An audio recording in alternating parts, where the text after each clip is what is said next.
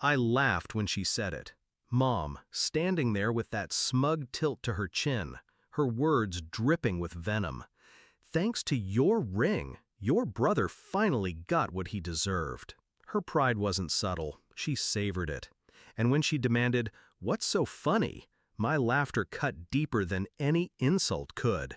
Because the joke was already written, and she didn't know she was the punchline. I used to believe in family, blindly. I thought sacrifice was proof of love. I bent until I broke, always giving, always forgiving. My brother, her golden child, never had to lift a finger. If he wanted something, he got it. I worked 3 jobs, studied, built a life from nothing. And still, my victories were seen as selfish, while his failures were excuses for more handouts.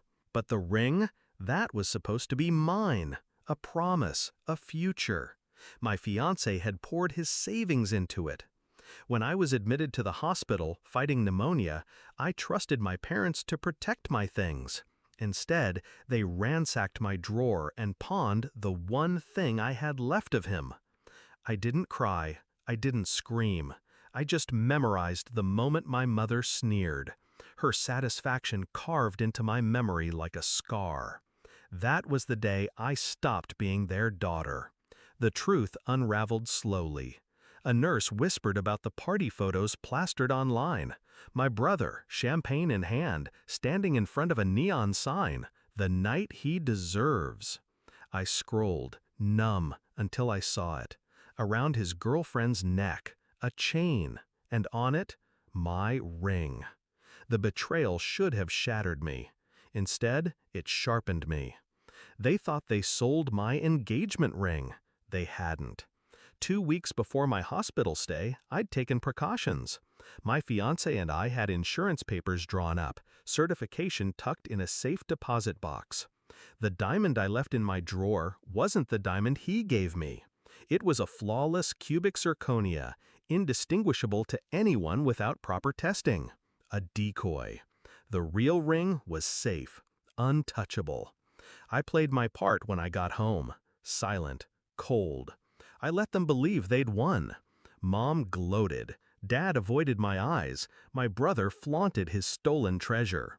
I smiled politely, the kind of smile that hides daggers. Meanwhile, I prepared. First, the bank. The joint account they leaned on for emergencies, funded mostly by me. Frozen.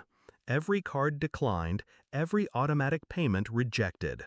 The look on my mother's face when her grocery transaction failed, that was only the opening act. Next, the pawn shop. A single call and the manager confirmed what I already knew. The receipt listed cubic zirconia. They hadn't even bothered to check. They sold it for pennies, wasted the money on liquor and lights. The humiliation wasn't mine, it was theirs. But the masterpiece was still to come. I filed the insurance claim, fraudulent sale, unauthorized theft. The investigation opened swiftly. My parents' names were tied to the sale, signatures matching theirs. And since the ring was worth $18,000, they were on the hook for insurance fraud, property theft, and falsifying ownership. I didn't lift a finger to accuse them. I only provided the paperwork when asked. Cold, professional, precise. At 9:30 the next morning, the calls began. First, Mom, shrieking into the phone, "What did you do? They're saying we could be charged." Then Dad, his voice trembling, begging me to explain. Finally, my brother, enraged, "You ruined my life." "No," I corrected him calmly. "They ruined mine. I simply returned the favor." The confrontation came in person. They cornered me in the kitchen, panic etched into their faces. Mom's arrogance had cracked. Now there was only desperation. "You wouldn't do this to your own family," she pleaded. I set down my coffee, meeting her eyes with a steadiness she couldn't match.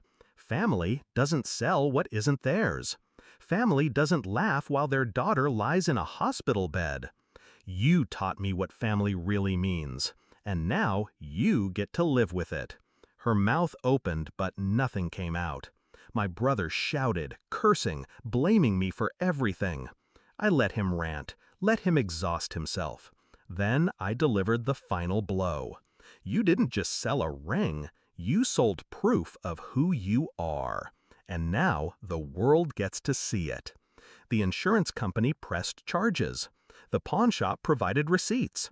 Their reputations, their finances, their precious golden boy image, it all collapsed.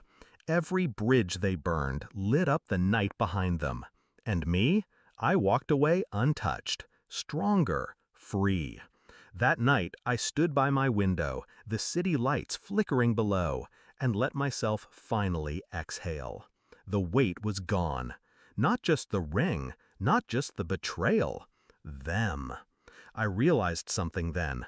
Revenge isn't fire. It isn't rage. It's ice. Controlled, patient, sharp enough to cut clean.